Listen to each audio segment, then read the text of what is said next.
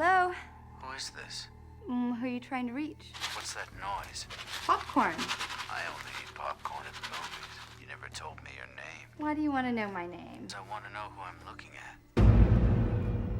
There are certain rules that one must abide by to successfully survive a horror movie. Number 1, you can never have sex. Number 2, you can never drink. And number 3, never, ever say, "I'll be right back."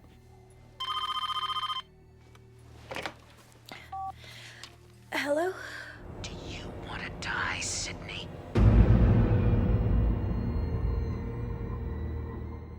Hey there, happy Halloween and welcome to Home Drive-In. By the mid-90s, the slasher craze of the 80s seemed to become a distant memory, with Myers, Voorhees and Krueger having seemingly been laid finally to rest. Instead, by 1996, a resurgence in action and disaster films took hold at the box office, including Twister, Mission Impossible and, of course, Independence Day. However, sneaking its way into the tail end of '96 was a film that would breathe new life into what was thought to be a long-put-to-rest subgenre. Today we discuss the film that resurrected, revitalized, and reinvented the contemporary slasher film with Wes Craven's 1996 meta-horror masterpiece, Scream. I will be discussing this film in detail, including the identity of the killer, so there will be plenty of spoilers ahead. And if you are new here, welcome aboard. If you do find this video enjoyable, please give that like button a stab and maybe hit those subscribe and notification buttons. But for now, let's dive into the redefining of a genre with the film that popularized the question, what's your favorite scary movie?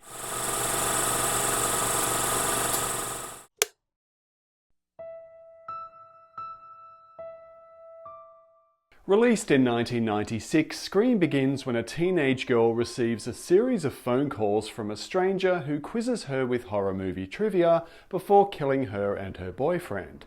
Reeling at the death of her classmates, Sidney Prescott is also coming to terms with the murder of her mother a year before, and soon finds herself targeted by the mysterious killer. As the murders continue, before you know it, Everybody's a suspect! and Sidney plays centre stage in a mystery where she's forced to question her friends, her boyfriend, and her family. By the mid-90s, screenwriter Kevin Williamson, who cited John Carpenter's Halloween as his favourite film, began to recognise the absence of horror films of recent years. He had developed what would become the opening sequence for Scream, writing a short story at college about a young woman tormented by threatening phone calls. However, when house-sitting one night, he was watching a documentary on Florida serial killer Danny Rolling when the true genesis of Scream began to unfold. Feeling unnerved, he decided to call one of his friends and began sharing trivia about their favourite horror films. This inspired Williamson to spend 3 days writing the screenplay for a film to be titled Scary Movie that would not only pay homage to the horror genre, but also satirise it. The resulting script told an intriguing murder mystery with interesting characters who knew horror films and the rules associated with them. Scary Movie generated a lot of enthusiasm and resulted in a bidding war among many of the major studios. However, executive producer Kathy Conrad had other ideas. She gave the script to Bob Weinstein at Miramax, who understood its self-aware take on the genre and purchased the script for $400,000 to be produced by their sister company, Dimension Films. Weinstein, however, wanted to change the title, concerned that Scary Movie suggested the film was a comedy with horror elements and not the other intended way around. As it happened, the resulting title change was inspired by an unlikely source when Harvey Weinstein heard one of Michael and Janet's latest releases at the time. And despite being protective of his original title, it was agreed to change the name from Scary Movie to Scream. Even with all the hype surrounding the script, Dimension was having trouble finding a director, with their first choice, Wes Craven, initially turning it down. Many other horror directors, including Sam Raimi and George Romero, were also asked, yet the search went full circle when a certain actress took an interest in starring in the film. When Drew Barrymore agreed to play the lead role, Wes Craven began to take an interest, yet was still not 100% convinced. It wasn't until a young fan berated the director about the apparent weakness of his recent films that Craven finally decided to get on board. However, his enthusiasm was short-lived when Drew later opted out of starring in the film and insisted on playing the film's opening victim, Casey Becker, instead. She humbly understood that her presence in the film might lead audiences to expect her character to survive the entire movie. She instead felt it would be more impactful to be killed off in the opening scene and set the tone for a film that was intended to defy expectations. Not that this was necessarily a new idea. The production concurred, and with their main star now confined to the 15-minute prologue, they set out to fill their meta-horror film with the best cast they could find.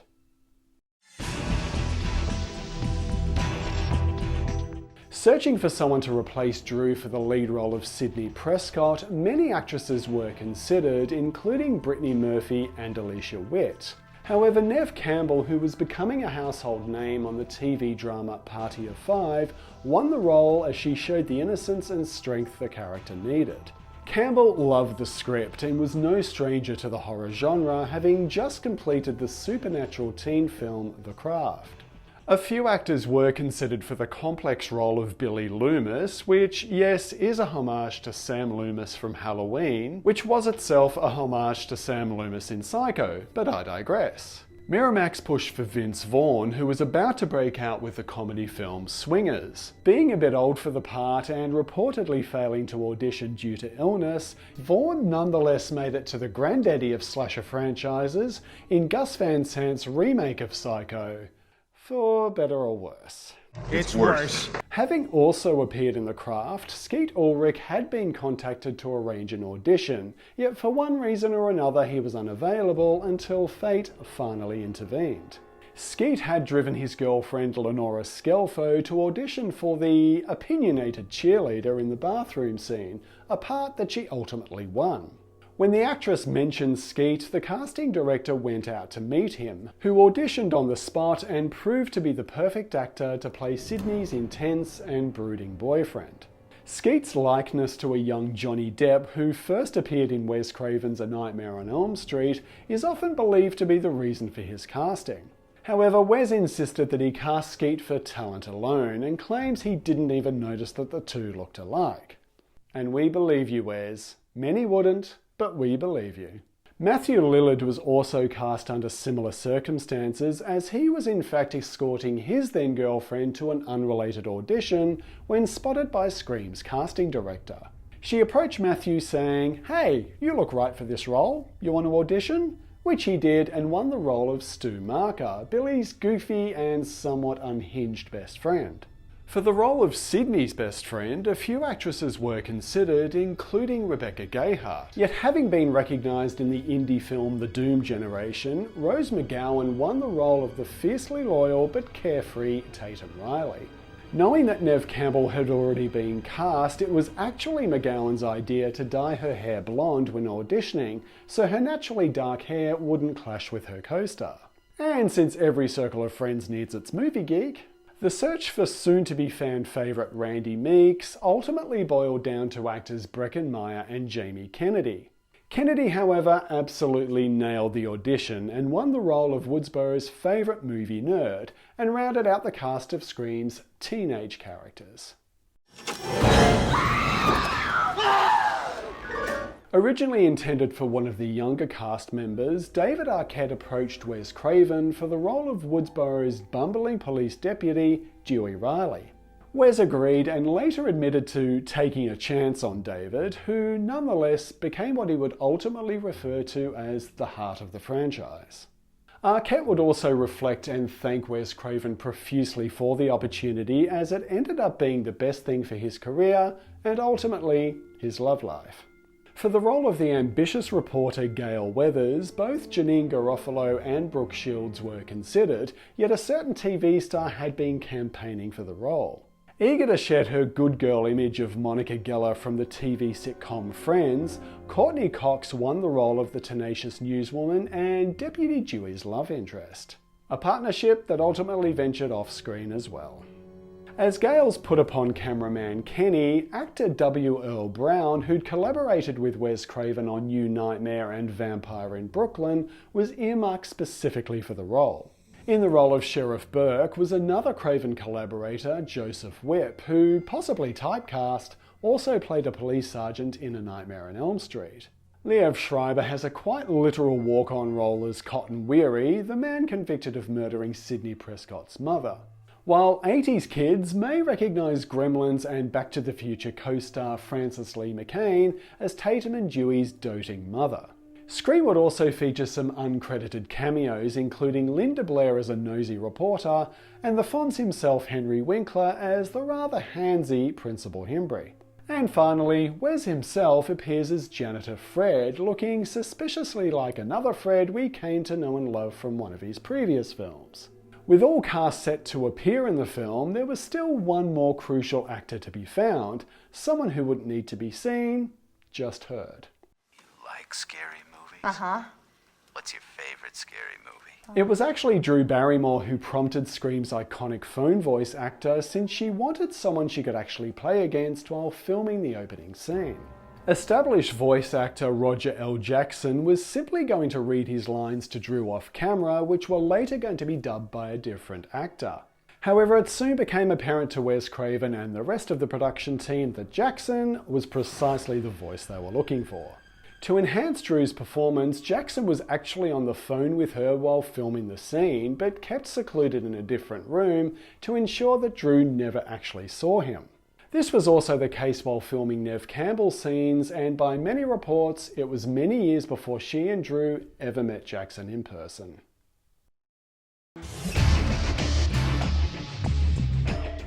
While Miramax wanted to save $1 million of its $15 million budget by filming in Canada, a push by Wes Craven to film in California was ultimately successful. Scream began shooting in April 1996, lasting until early June, filmed largely in Santa Rosa, which infamously caused problems after a local high school had initially allowed them to film on campus.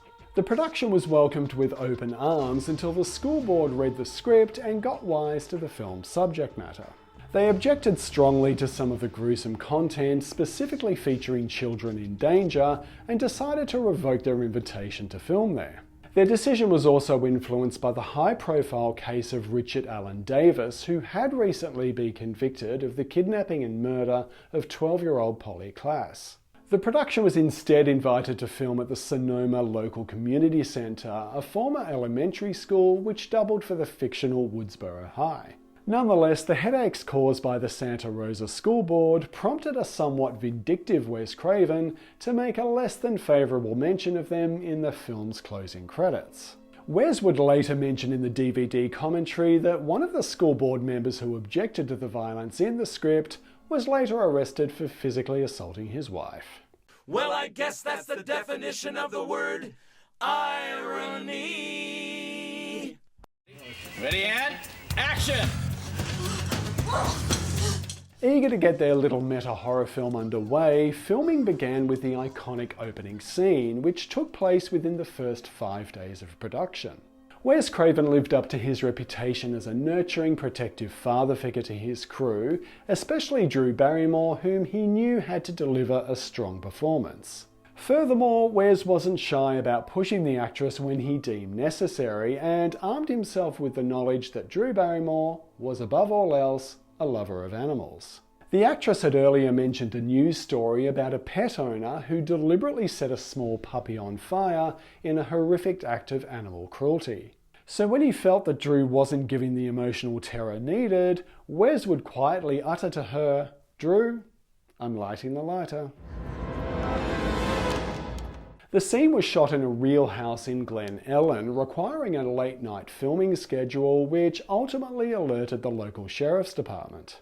Since Drew was actually talking to Roger L. Jackson over the phone, the sheriff contacted the crew at 3 a.m. as they thought an actual stalker was calling and tormenting someone. This sequence would also introduce the look of the film's villain, with effects wizard Greg Nicotero having provided several mask designs which nonetheless weren't quite the look they were going for. It wasn't until Wes Craven and producer Marion Maddalena were location scouting that they actually came across a mask hanging on a bedpost. Impressed at its resemblance to Edvard Munch's painting The Scream, Maddalena rushed to tell Wes she believed they found what they were looking for. The mask was actually from a commercial Halloween costume created by a company called Fun World, and with some slight modifications, the production obtained the rights to use it in the film. Yet the mask itself was only the beginning, since the killer had to remain fully disguised, so a full costume needed to be created to ensure their anonymity. They did consider dressing the killer in white robes as well, yet that idea was quickly dropped, considering its uncomfortable resemblance to a not-so-savoury group of people.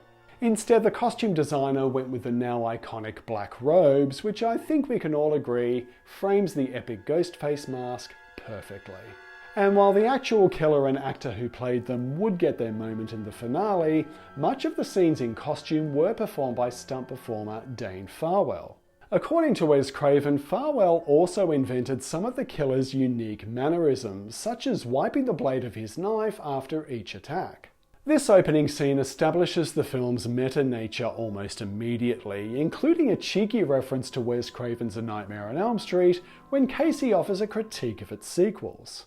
I like that movie. It was scary. Wow, well, the first one was, but the rest sucked. Wes did consider losing this line, worried it made him look egocentric, yet Kevin Williamson reminded him that he'd also directed New Nightmare, and thus included on the list of apparently sucky sequels. In this early stage of filming, Drew and the rest of Wes's team put enormous trust in their director, a sentiment not immediately shared by the men with the money. Fun.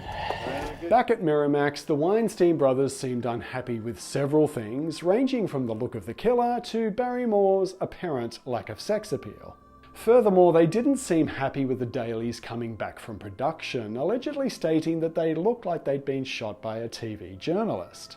However, Wes's fiercely loyal production team rallied behind him, with feisty producer Kathy Conrad on the phone to New York insisting that their director knew precisely what he was doing.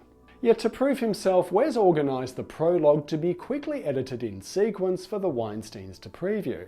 After viewing the completed prologue, Bob actually went back to Wes and apologised, admitting it was terrific and he'd never been more wrong. And I concur. And we'll declare that up there with Jaws, Halloween and A Quiet Place, the combined efforts of Drew, Wes and the production team gave Scream one of the best opening moments in horror movie history.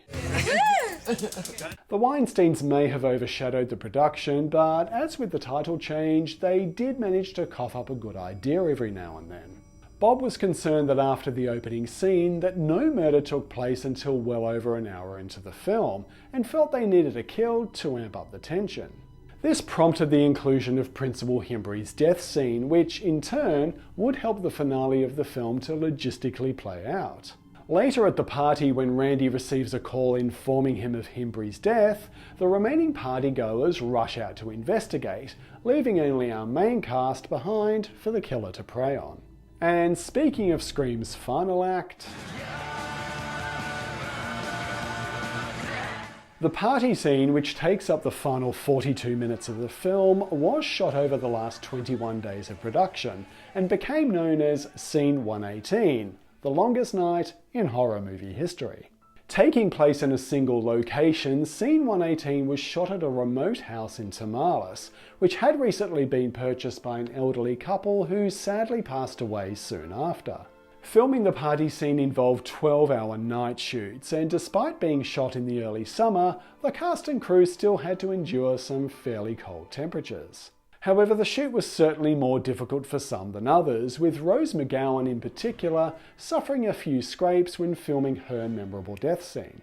In her infamous death by garage door moment, the actress reportedly wanted to perform her own stunts, even though a double was brought in for her.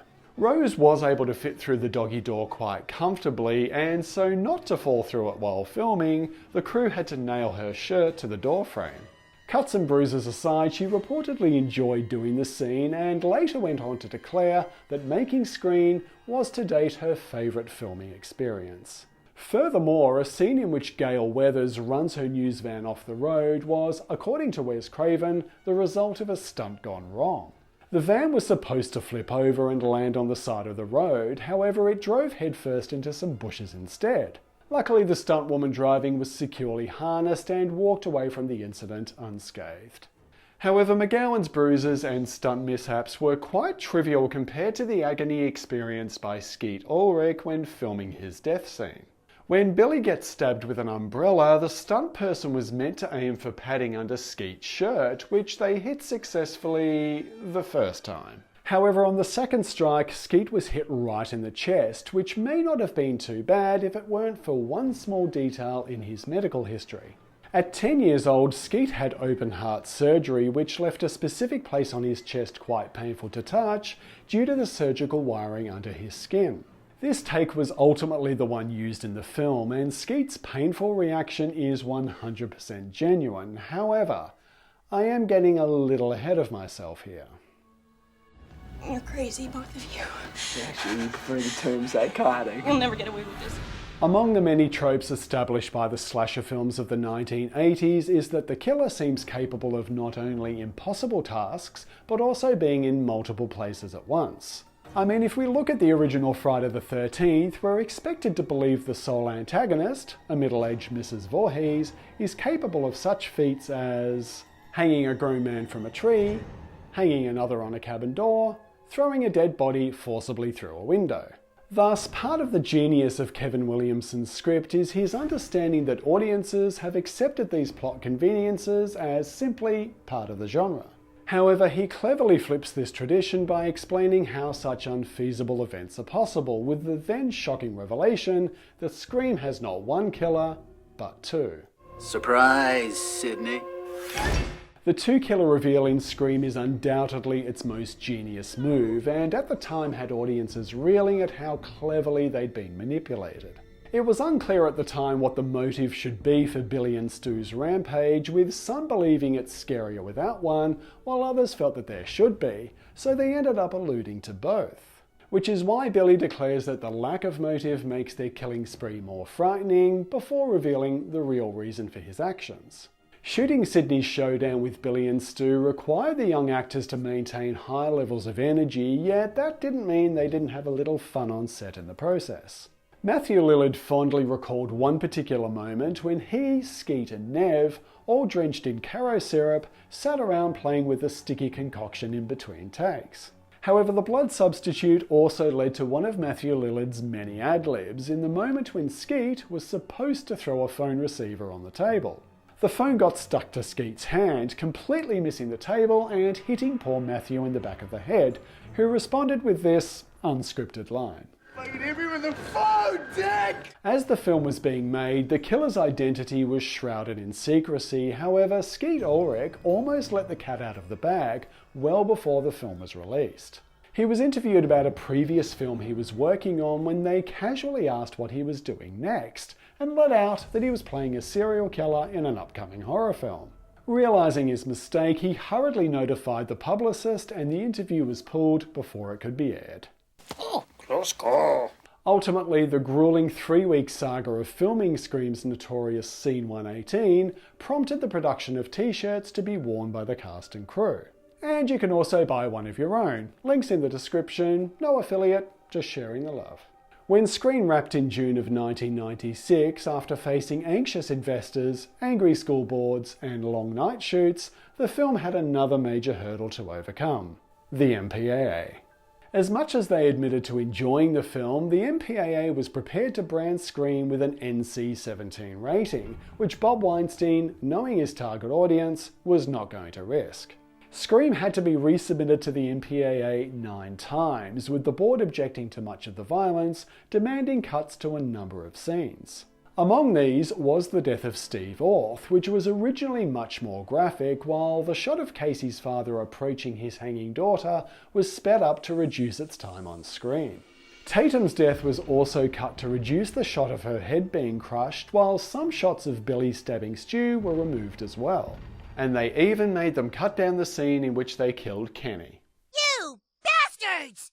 However, it was Bob Weinstein who stepped up to prevent the film from being completely butchered, pun intended, when he decided to approach the MPAA himself. After a quick word with the board, Bob came back to Wes boasting that he'd secured the R rating they were seeking by explaining that the film was actually a comedy. Wes would later declare that from then on, he would only make comedies from now on. Marco Beltrami was straight out of college when recommended by his peers in response to a talent scout looking for someone to score the film. After hearing some of his work, Craven invited Beltrami to provide the music for the opening scene to see if he'd be suitable to score the rest of the film. The catch being that he had to complete it in a single weekend. He managed to score the prologue on time, which was met with glowing approval, giving the composer his first ever gig on a feature film. Unfortunately, the soundtrack album released by TVT Records in 1996 only featured 3 minutes of Beltrami's music, with the rest made up of selected songs heard in the film.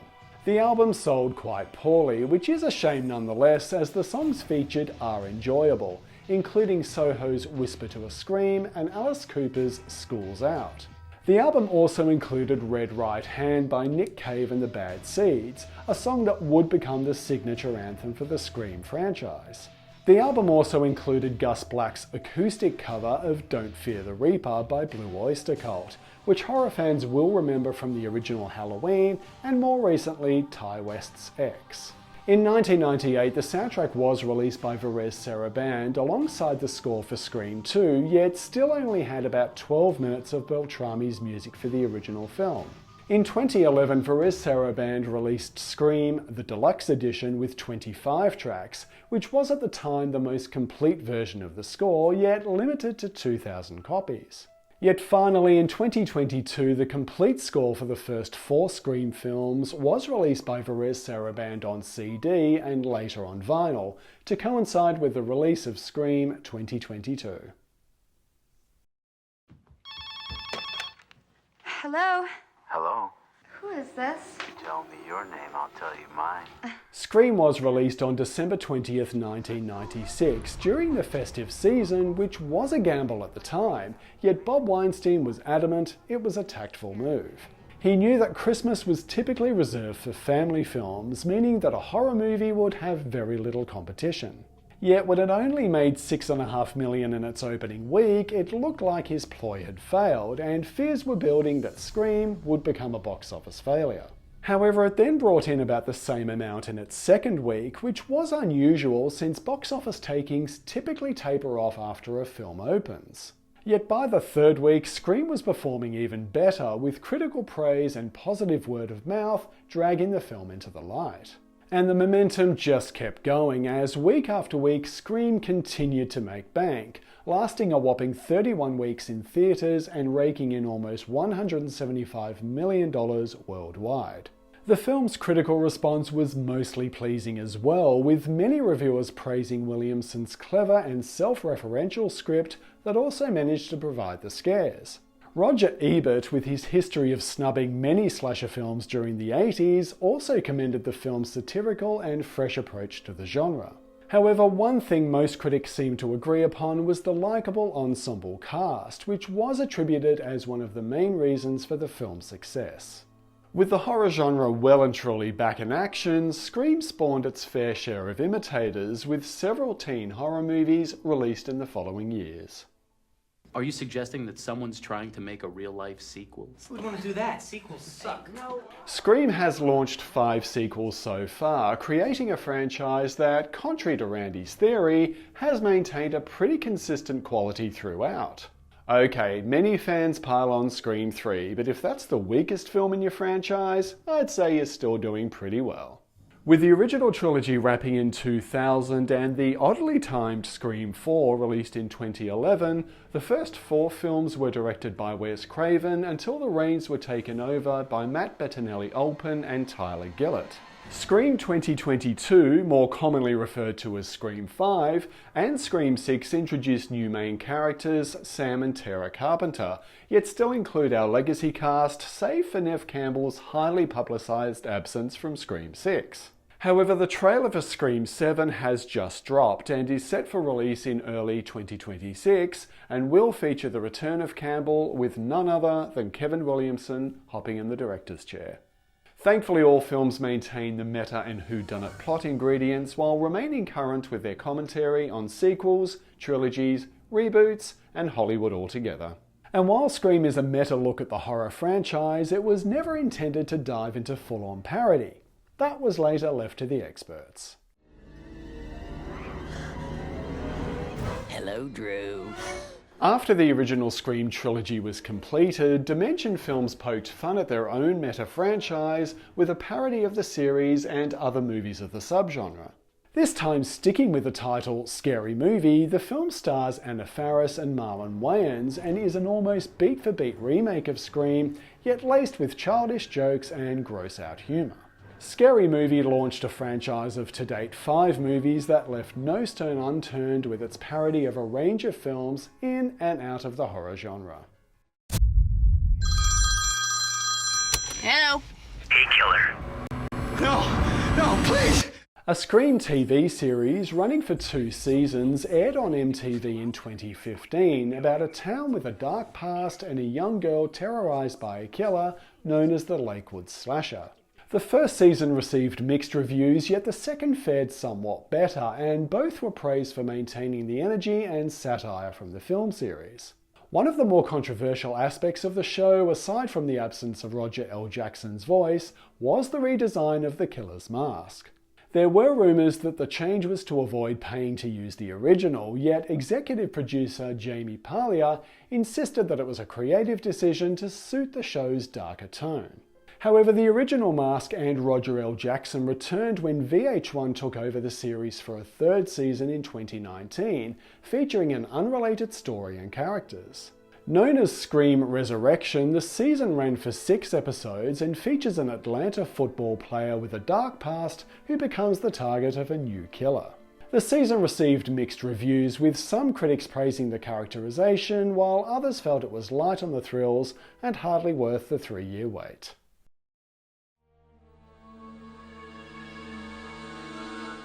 As the original Scream continued its well-deserved legacy, many interpretations regarding the relationship between killers Billy Loomis and Stu Macher began to surface.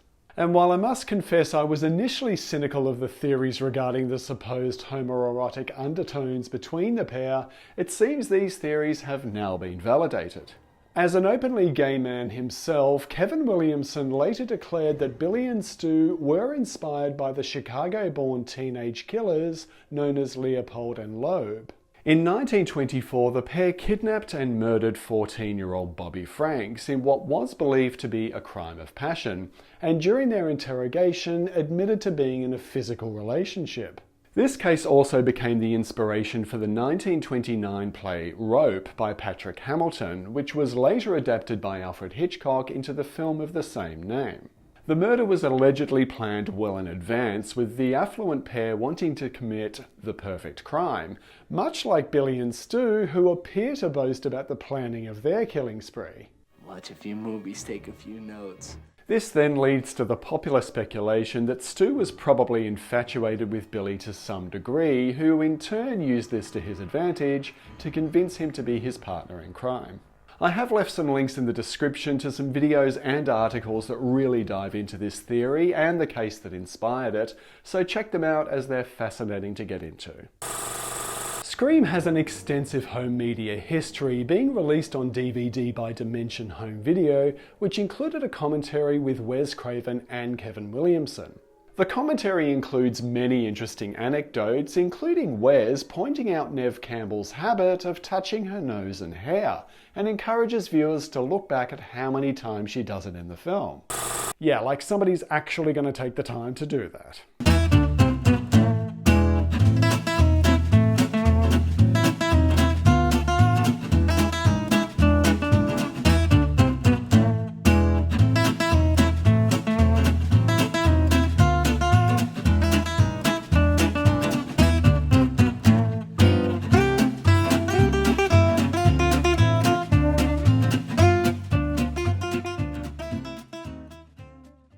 But again, I digress. The release also included some entertaining behind-the-scenes footage, including some amusing outtakes, a production featurette, and a Q&A with the cast and crew.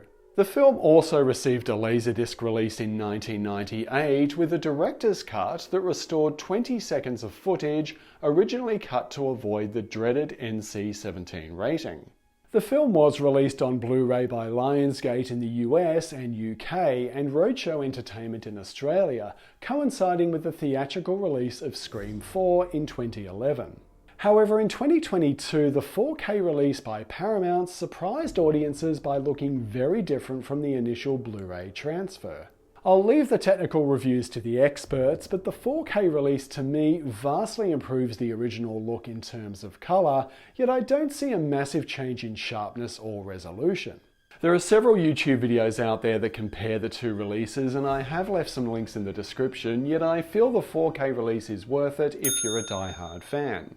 The 4K release, however, doesn't offer much fresh material in terms of extras, but there is a new 7-minute feature that reflects on the film 25 years later, with interviews with the cast and crew of Scream 2022. It's also worth mentioning that all releases of Scream since the 1998 Laserdisc only contain the theatrical version, but let's hope we see Wes's original vision on home media again sometime in the future.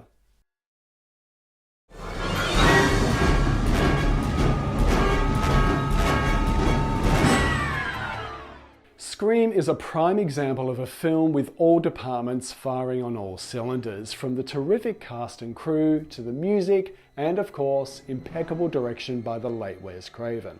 However, the backbone of this film is the witty and clever script by Kevin Williamson, who clearly understood the genre and which direction it needed to be taken at the time. The balance between horror and satire is, for lack of a better term, perfect, with a story that toys with audience expectations like a puppet on a string. And of course, the mystery aspect was such a welcome addition that was executed so masterfully and kept audiences guessing before its diabolically clever reveal. 90s technology aside, Scream has held up incredibly well, and it's a privilege to look back on a film that still stands the test of time nearly 30 years later. Above all, Scream set a high bar for future filmmakers to meet the demands of a far more educated audience and continue to revitalise a genre that we can all thankfully agree isn't going anywhere. I'll be right back. Thanks so much for watching this video. Scream is my personal favourite horror film of the 90s and tops my ranking list of what I'll reiterate is an excellent film series so far. But I'd love to hear from you guys and see where you'd rank the original, so feel free to leave me a comment. And while you're at it, if you'd like to drop a like and hit those subscribe and notification buttons, you won't hear any screaming from me. I will be back soon with a new video, but until then, take care of yourself, keep watching scary movies, and I'll see you next time.